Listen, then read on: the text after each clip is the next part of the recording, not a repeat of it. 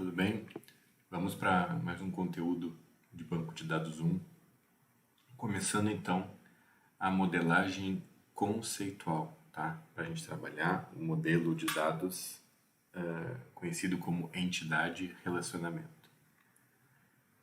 O que é essa modelagem de dados, entidade relacionamento ou ER? O que a gente vai ver disso, tá?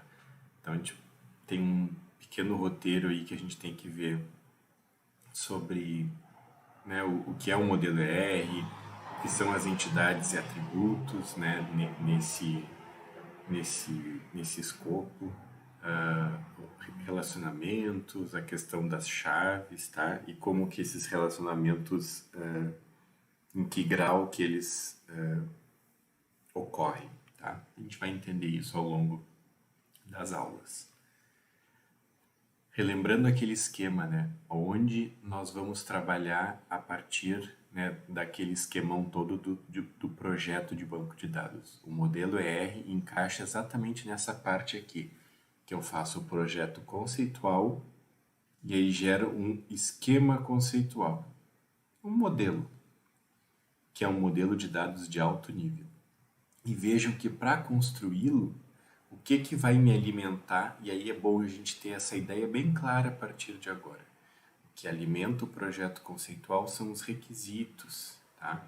Então eu tenho todos os requisitos lá do meu mini mundo, daquele cenário que eu estou trabalhando, e aí desses requisitos todos que existem, eu tenho que extrair os requisitos para o banco de dados. O que de fato me importa para o meu banco de dados daquele cenário descrito e daqueles requisitos levantados, tá? Por uma análise feita com os envolvidos. Então vamos lá. Modelo ER, tá? É um modelo que ele é baseado, como ele tem esse nível de abstração bem alto, ele é baseado na percepção do mundo real, tá?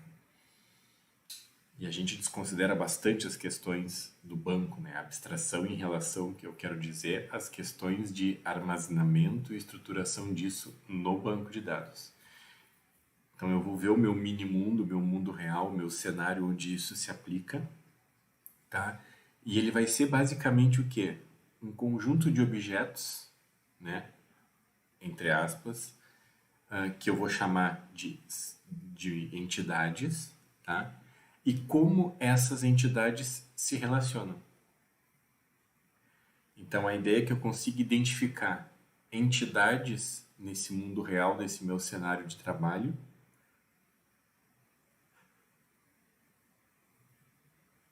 e como essas entidades acabam se relacionando. Tá? Lembrando sempre, né, que o objetivo aqui é possibilitar que eu especifique a estrutura geral do banco de dados, tendo por característica, né, que os modelos conceituais, né, do projeto conceitual, o que eu vou olhar com mais atenção são quais dados eu preciso armazenar. No projeto lógico, eu vejo, né, a lógica de como isso vai ser implementado no banco através de uma abordagem específica que o meu SGBD vai trabalhar. Aqui não. Aqui me interessa saber que dados eu preciso armazenar. Tá? E aí eu vou começar a estruturar isso pensando nessas entidades, nesses objetos que existem no mundo real, tal como eles são ali, e como eles se relacionam, então, também no mundo real.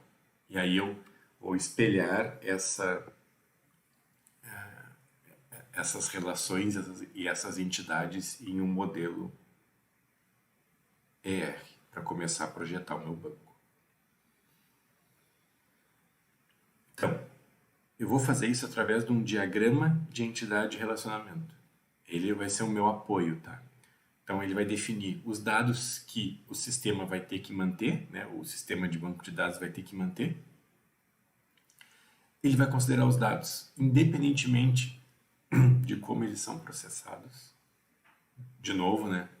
O nível de abstração aqui é bastante alto em relação a estrutura do banco e como ele funciona. E por fim, ele vai acabar descrevendo o que a gente chama da estrutura geral de um banco de dados, tá? É o primeiro passo de uma definição de estrutura para um banco de dados. Como que eu vou elaborar esse meu diagrama entidade-relacionamento? Através dessa notação aqui, ó.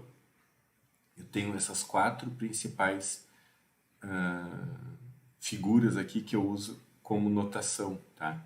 Então, retângulos eu vou usar para os meus conjuntos de entidade.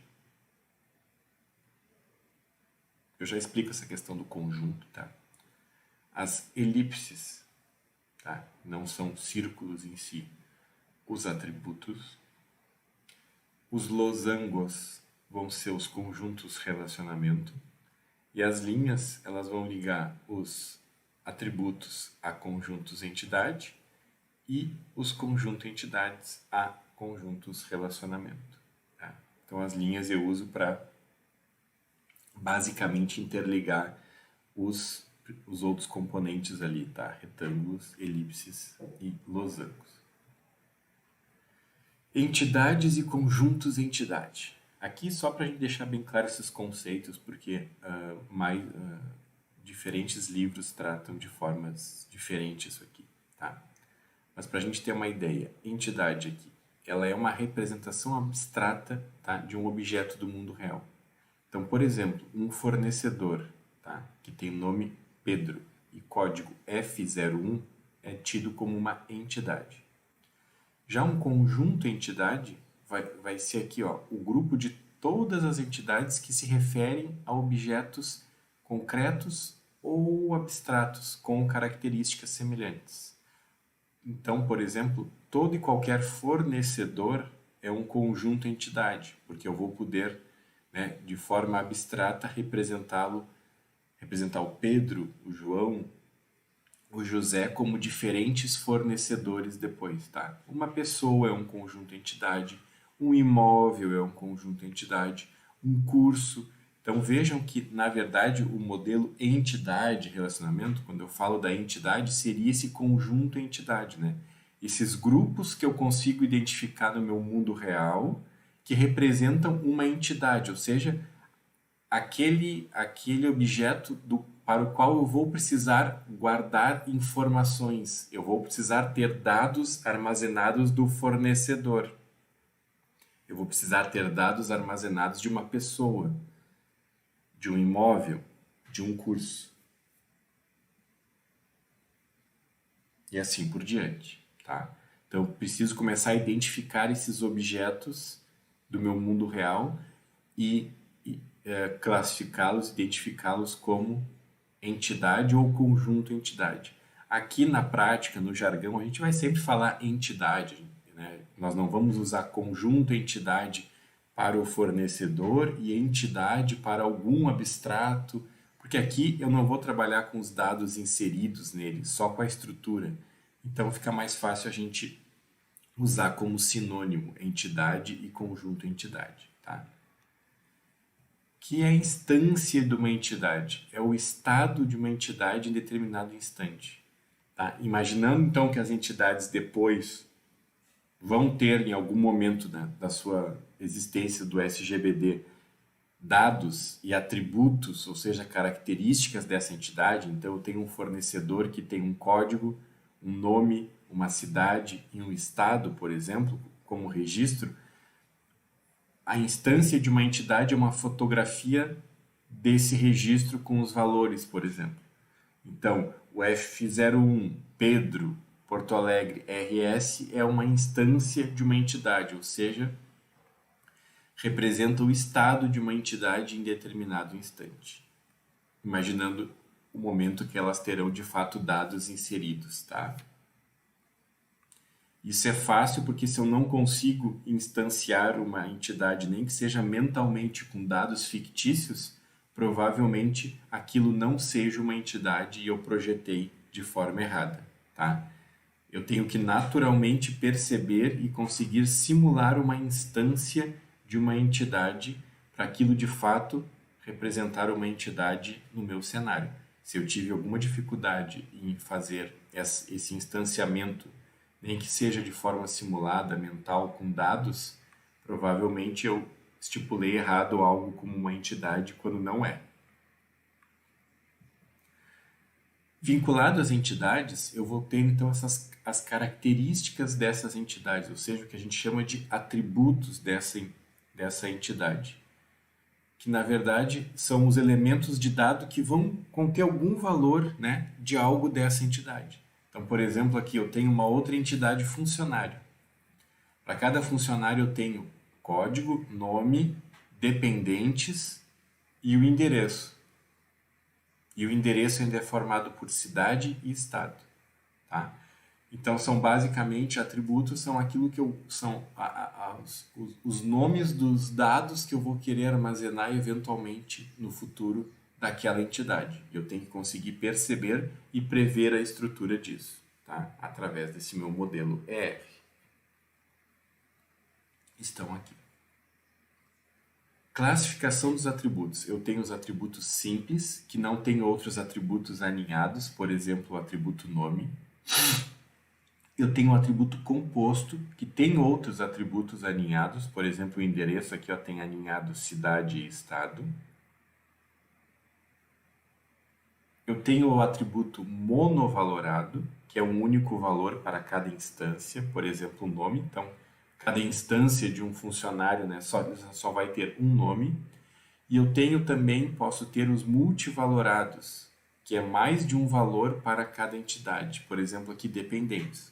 Então vejam que tem um asterisco aqui que representa esse multivalorado, ou seja, eu estou indicando que para uma instância de funcionário, ou seja, para o funcionário João, ele vai ter só um possível nome dele, que é o João, mas eu estou indicando que ele pode ter 2, 3, 5 dependentes, ou seja, para a mesma instância de entidade João, pode ser que eu tenha 5 dependentes, tá? E aí eu estou tratando com um atributo multivalorado nesse caso. Posso ainda classificar os atributos como determinantes ou chave, e aí guardem bem aqui essa ideia de chave, tá? É o atributo chave. Ele vai identificar unicamente cada entidade de um conjunto entidade. Por exemplo, código funcionário. O que é identificar unicamente? Eu vou ter um único código de funcionário para cada instância de funcionário que existir. Ou seja, não tenho 2 funcionários com o mesmo código. Então, o código 05 só vai identificar, né, unicamente uma entidade desse conjunto entidade, ou seja, uma instância ali, né, ou seja, um funcionário só. Beleza? Importante desde agora entender este conceito de atributo-chave. Se não entendeu, volta um pouquinho o vídeo. Tipo, a natureza dos valores permitidos para um atributo. Eu posso ter um atributo que representa um tipo inteiro, um tipo real, um tipo string e aqueles tipos conhecidos, tá, de linguagens de programação. Domínio vai refinar o conjunto de valores permitidos, ou seja, deixar mais específico para aquele atributo. Então, por exemplo, aqui posso ter a ideia de definir conjunto de possíveis valores para um atributo qualquer, tá? Mais específico que questão de string, inteiro ou real, tá? Tenho ainda o chamado atributo derivado, que o valor dele vai ser calculado a partir do valor de outros atributos. Então, imagina que eu tenho de fato um atributo previsto data de nascimento, e se eu consigo para toda data de nascimento, né, para um dia específico, ou para a data de hoje, calcular uma idade, a idade pode ser considerada um atributo derivado, que deriva da data de nascimento a partir, né, de uma operação calculada com aquela data de nascimento, ok? Projeto de chaves, tá? Então a gente viu que chave, o que é a chave? Ele é um conjunto de um ou mais atributos, podem ser mais, né? Que, quando tomados, seja esse um, seja esse mais de um, permite identificar unicamente uma entidade no conjunto entidade. Então, aquele exemplo ali, por exemplo, do código do funcionário, né? O código do funcionário é um atributo que permite identificar unicamente um funcionário dentro daquele conjunto de funcionários, tá? Ou seja, se eu pegar o funcionário 013, né, com este código eu só identifico aquele funcionário 013 e não tem outro funcionário 013. Mas se, por exemplo, pegando o nome José, pode ser que existam 3 Josés, né, registrados, então o nome não é né, uma boa ideia como atributo-chave. O que isso me permite? Me permite garantir a integridade de entidade.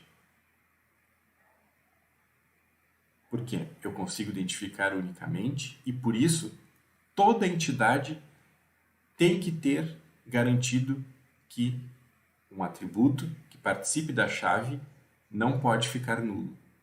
Então, se nos requisitos algo é indicado que tem 3 funcionários que não têm código funcionário, por qualquer que seja o motivo, eu não poderia pensar no código funcionário como um atributo-chave, porque ele tem que identificar unicamente e nunca pode ser nulo. Então, daqui a importância dos requisitos para eu conseguir definir, porque eu estou projetando tudo, projetando o banco, projetando as chaves. Então, eu escolho, né? Pode ser que o código do funcionário não seja uma boa, porque já existe um cenário definido que tem funcionários que não têm código. E eu preciso usar um CPF, um RG, que aí todos têm, são valores únicos entre cada um, e garanto que nenhum vai ser nulo depois quando isso for implementado. Tá? Então eu tenho que ter isso em mente quando eu pensar nos atributos que eu vou utilizar como atributo-chave, né, nesse meu projeto de chaves. Por quê? Eu preciso levar em consideração o que nesse projeto de chaves? Reduzir ao máximo os efeitos de redundância. Inclusive, evitar, mas se possível, reduzir, né? Que a gente sabe que sempre existem cenários que fogem de alguma forma da regra, tá? E aí eu tenho que ter bastante atenção com isso, porque depois eu vou ter a questão de como essas entidades se relacionam, tá? E aí o detalhe para que o relacionamento das entidades ocorra de forma íntegra ao longo da existência e da implementação de um banco passa muito diretamente pelo projeto e escolha de bons atributos-chave. Mas isso nós vamos ver com mais calma ao longo. Tá? Como então eu vou indicar naquele diagrama que a gente estava começando a ver as chaves? As chaves vão ser indicadas sempre por um sublinhado aqui, ó, abaixo do nome da chave. Então, para o fornecedor, que eu tenho um código fornecedor e eu indico que esse atributo código fornecedor é o atributo-chave dessa entidade, eu indico isso no diagrama colocando o sublinhado.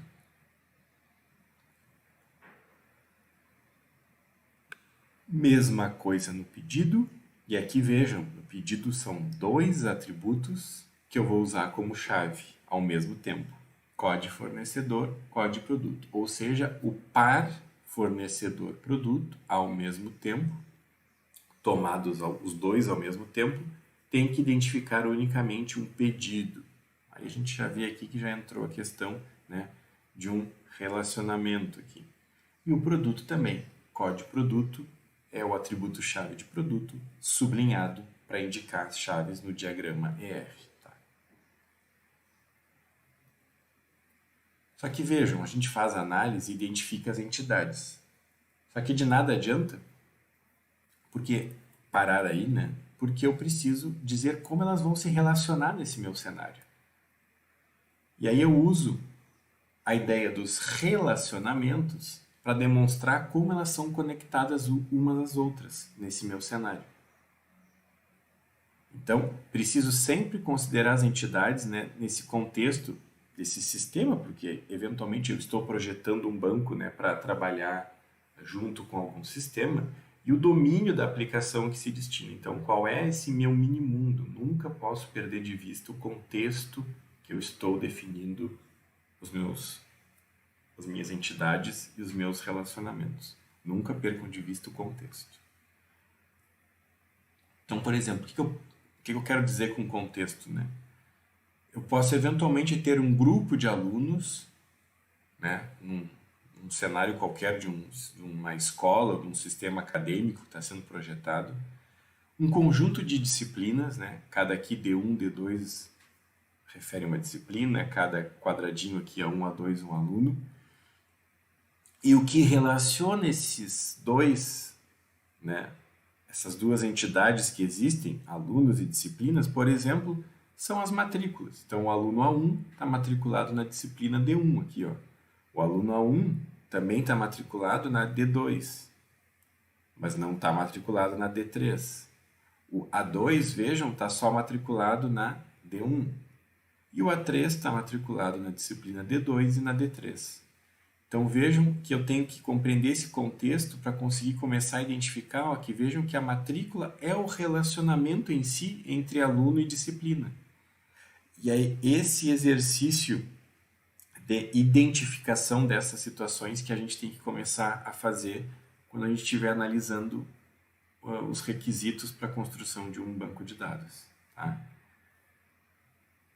Então, o que são os relacionamentos de forma assim, né, bem conforme a definição dos livros? É a estrutura que vai indicar uma associação entre instâncias de duas ou mais entidades.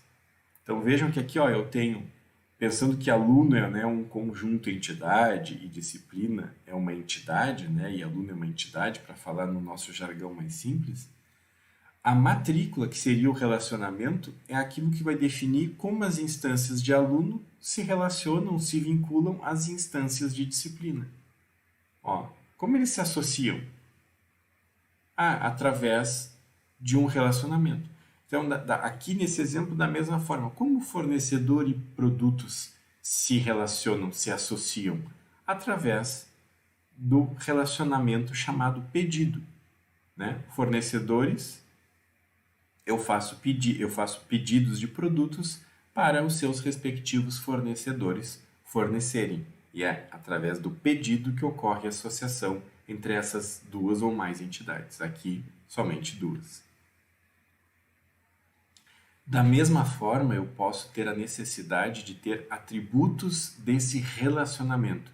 Então, não somente as entidades podem ter atributos que eu preciso armazenar, como eventualmente, de forma um pouco mais rara, mas ocorre, eu vou precisar que, ao se relacionarem, ao existir esse relacionamento pedido, que associa instâncias de produto e fornecedor, vão existir dados que eu preciso armazenar. Ou seja, eu tenho código de produto e código de fornecedor. Então, quando eu vou fazer um pedido, né, que é como eles se associam, eu vou pedir, então, tais e tais códigos de produto para tal código fornecedor. E aí, nesse momento que ocorre esse relacionamento, vai ficar definido, então, o preço que isso vai custar e a quantidade de cada código de produto que eu vou pedir. Então, quanto custa o produto 01? Do fornecedor 01, R$10. Eu quero 20 de quantidade. O código de produto 02, que é outro produto, do mesmo fornecedor, pode ser 01, ele custa R$5, eu vou querer 50. Então, quantidade e preço surgem aqui somente quando ocorre a associação pedido. Só o fornecedor ou só o produto, a princípio, não tem preço e quantidade. Né? A quantidade e o preço desse pedido surgem quando começa a existir o relacionamento pedido em si. Então, quando isso ocorre, os atributos ficam vinculados ao relacionamento, no caso aqui, ao pedido. Tá? Grau de relacionamentos. Ele vai indicar um número de entidades, né, ou classes distintas desses objetos, cujas instâncias podem estar associadas umas às outras através de um relacionamento.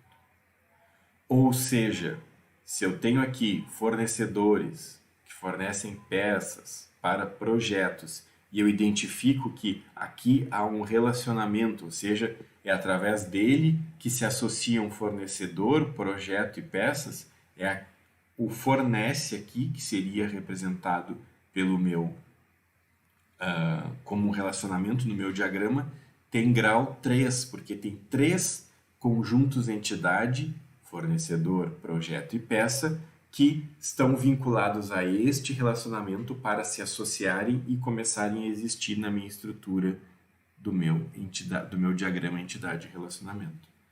Então eu posso ter aqui o grau 1, que é o autorrelacionamento, que é quando instâncias de uma entidade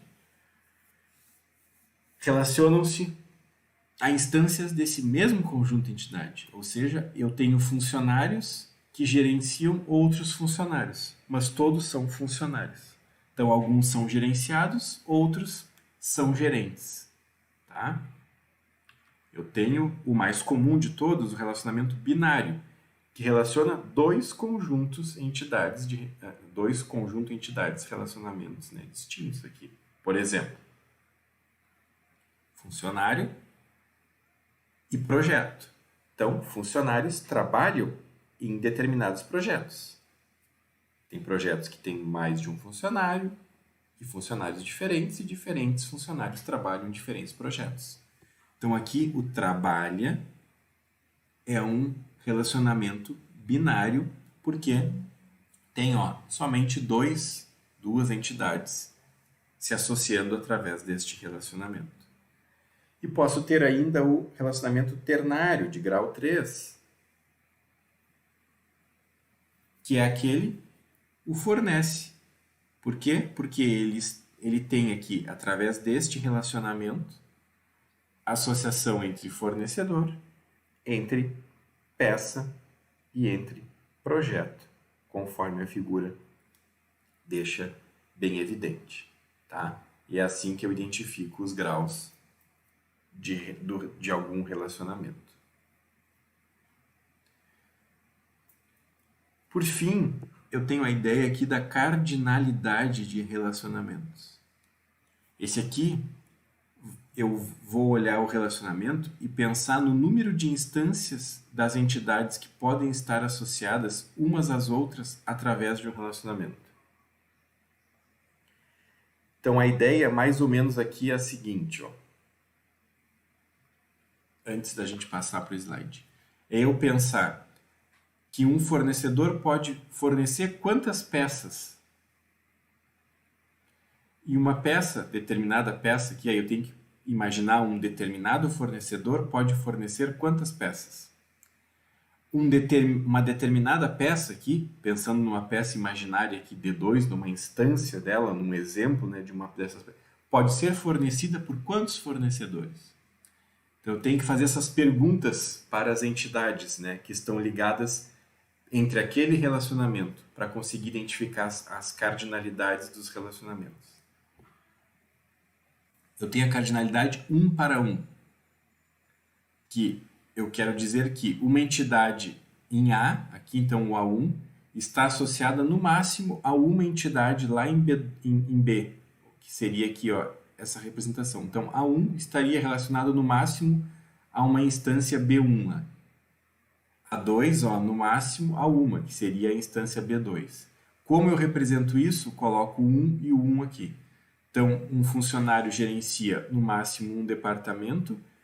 Aí vejam que eu pulo aqui. A leitura é feita, eu indico essa cardinalidade do funcionário, é a que está do outro lado aqui. Então, eu faço a seguinte leitura desse trecho de diagrama. Um funcionário gerencia no máximo um departamento. Um departamento é gerenciado por no máximo um funcionário.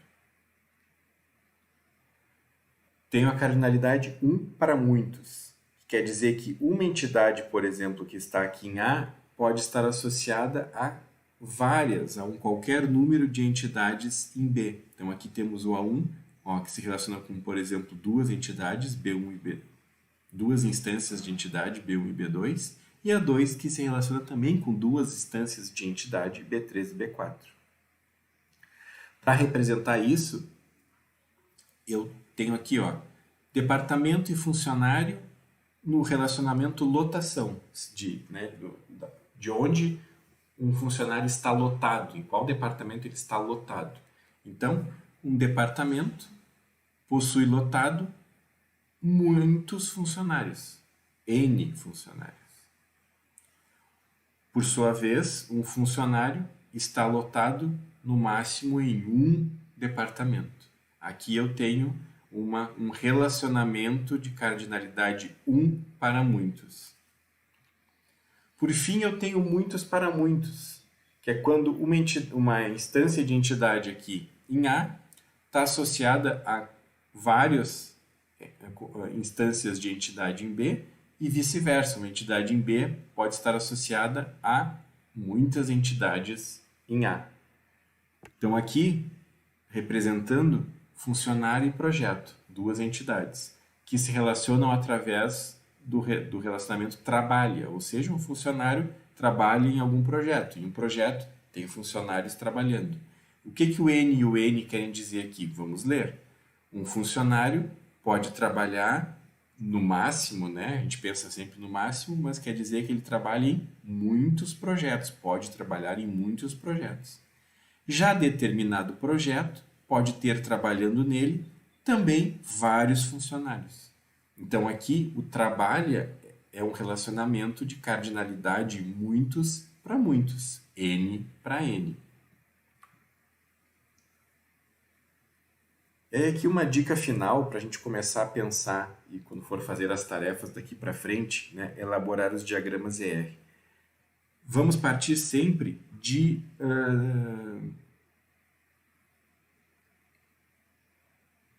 análise de requisitos em texto. Tá? Então, a gente vai, nem que seja feito através de uma entrevista, de um formulário, mas isso vai gerar ao final um texto de alguém que compilou todas essas informações.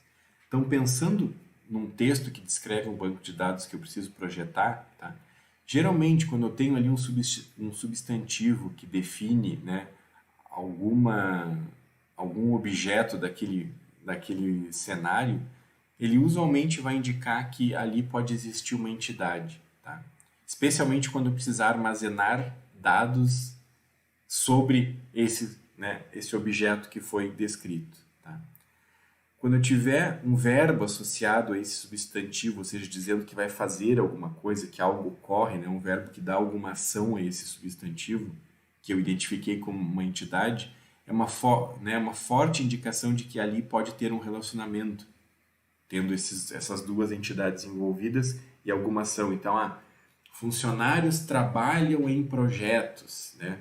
Então, eu identifiquei o funcionário, identifiquei o projeto como esses substantivos que eu preciso armazenar dados, e eu tenho o verbo trabalhar ali indicando que, pode ser um relacionamento. Tá? Quando algo caracteriza um adjetivo, algo tem uma ideia de propriedade que eu preciso identificar e representar, né? É um forte indicativo que ali eu estou me deparando com algum atributo daquela entidade. Tá? E quando algo surge, por exemplo, um advérbio temporal que qualifica algum verbo ali, que seria o meu relacionamento, é uma indicação de um atributo de relacionamento. Tá? Então, quando algo surge em relação a esse funcionário que trabalha em projetos, e eu indico que ele trabalha de forma, né,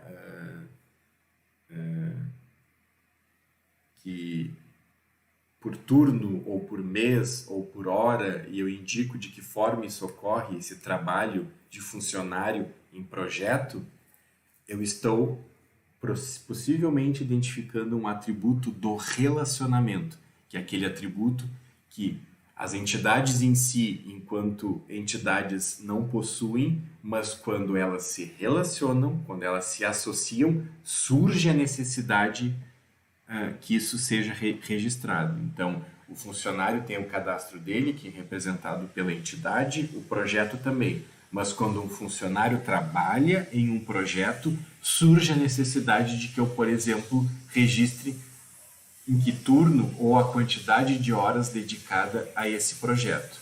E aí a quantidade de horas vai estar saltando como um atributo do relacionamento e não um atributo de nenhuma das entidades envolvidas, ok? Façam a leitura, é bem importante, tá?